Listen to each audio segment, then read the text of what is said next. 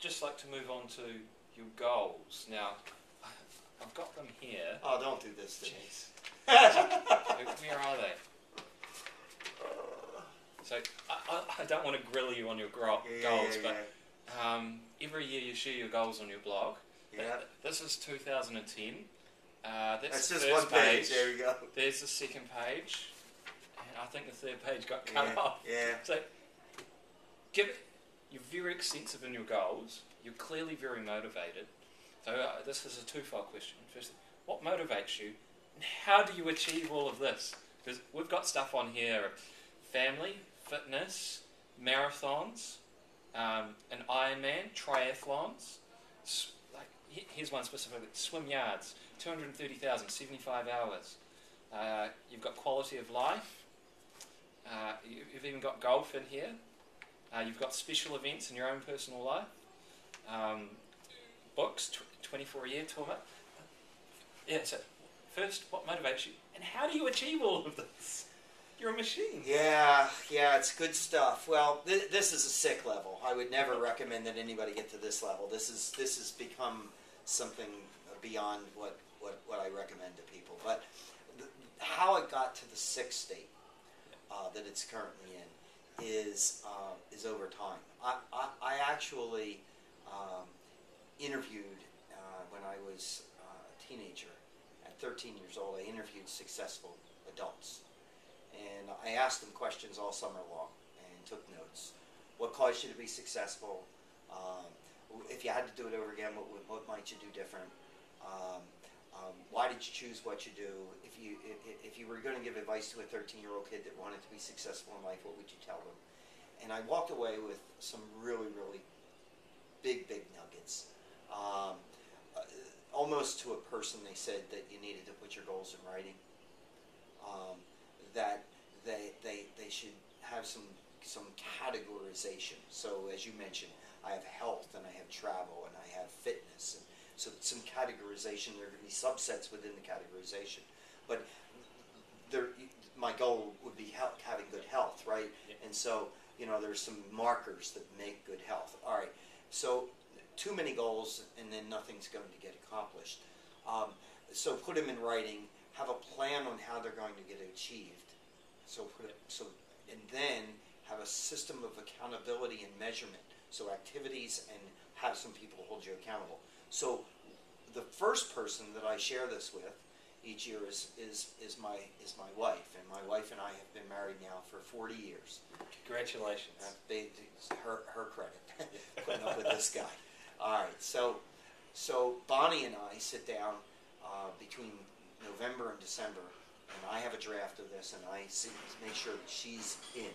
Because if she's not in, it's not going to work. Yeah, she's going to be in my way, right? But if I can get her sitting in the same direction on the bus, then she'll help, right? And then once that's completed, then I send this to 5 people that are near and dear to me, and I ask them 4 or 5 times a year to go off to lunch with me, bring it with them, and make sure that I'm doing every day what I'm supposed to be doing to get this done. Every day I have a log, and I log down everything that I did that related to these, and I then tabulate it by the month, and then I have a month-to-month tracking and see whether I'm making progress in the areas, and then I do a quarterly report to these 5 people, which I call the board of director of my life. Yep. And I do this quarterly report and variances and say, here's how we're going to get back on the bus. The amount of things that I accomplish in any year is overwhelming, even to me. But when you break it down and block and tackle, it is relatively easy. If you want to run a marathon, you can't get up one morning in Auckland and read the paper and say, there's a marathon tomorrow, I think I'll run that. I don't think we're doing 42K in just showing up. But if you were to train and practice for 3 months, and you were to run 5K on Monday, and 8K on Tuesday, and 5K on Wednesday, and take Thursday off, and maybe run 15K on Thursday, and you were to do this for a cycle of 12 weeks, you could show up and actually run a marathon. Yeah. And so when I put this down, then my board of directors that are holding me accountable, my board of directors, my life, are saying, "Are you registered for that marathon? Let me see your book and see if you're training for it." And you know, this year, when the year is over, I will have competed in 2 full Ironmans, 4 half Ironmans, 4 Olympic triathlons, 1 sprint triathlon, and 6 marathons in their own right. Wow. And a whole bunch of other stuff. yeah, let's not get too carried away. Let me just check the time. So, are you okay to carry on? I'm good, yeah. This is fun. So, next question, next category is Jack Says. So, I've got a few quotes here. Okay. And I'm just keen to understand a bit more about them. Mm-hmm. So, number 1 is, you say you never have a sales call without the next sales step. Why is that? Never end a call without creating a next action step, right?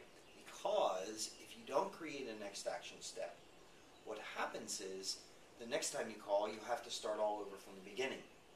But if you can create a next action step, here's the next action step. Who is going to do what and by when? You, the customer, are going to do some things, and by what dates, and me. And then after I leave, remember that email that I sent? Yep.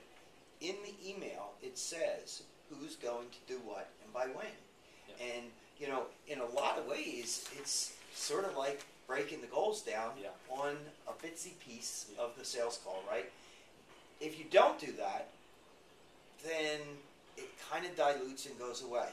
The person that you called on goes off and does whatever they're doing down the hall. You go off and do whatever you're doing down the hall, and then we try to start it back up again. Yeah.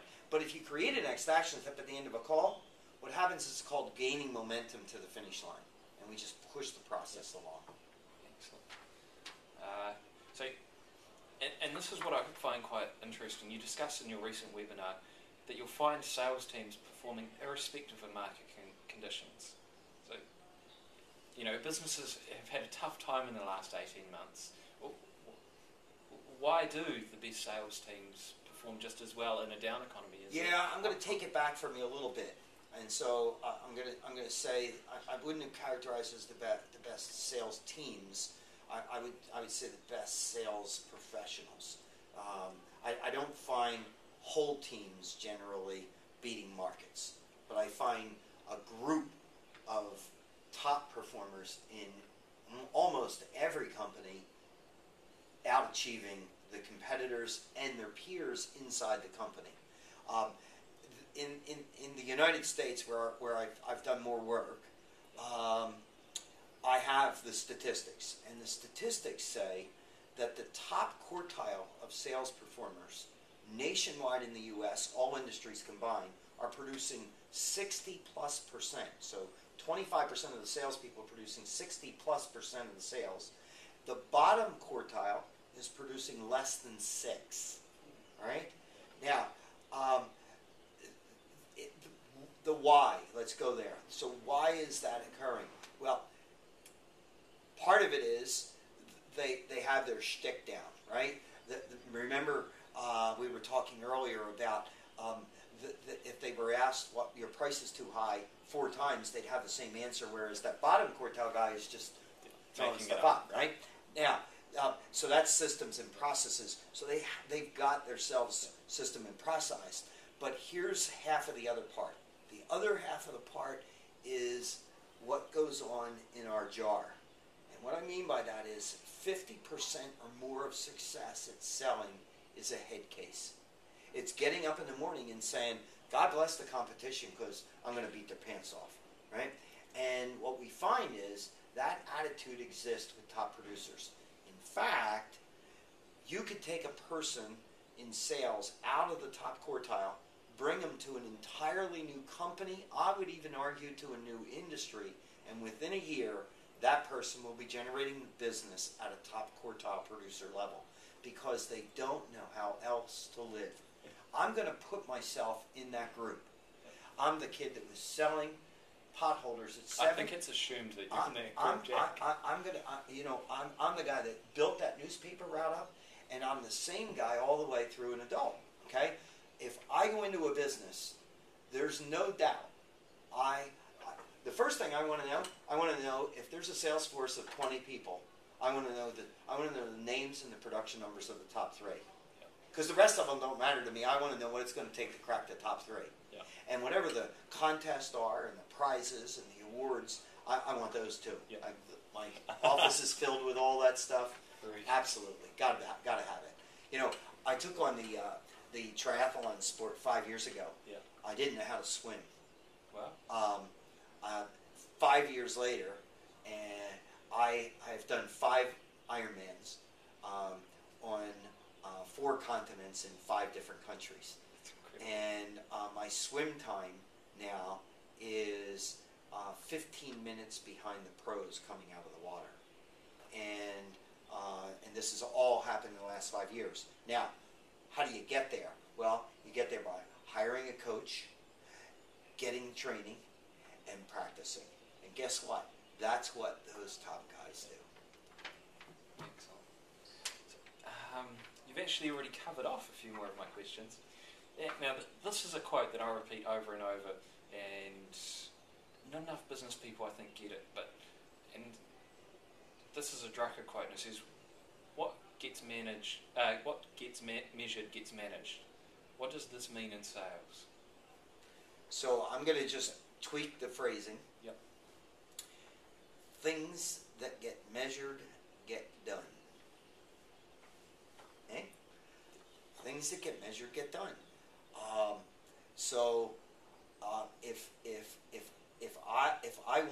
If I want to have $1 million in sales this year, I'm going to break the million into months. I'm going to break the months into weeks. Now I'm down to $30,000 for the week.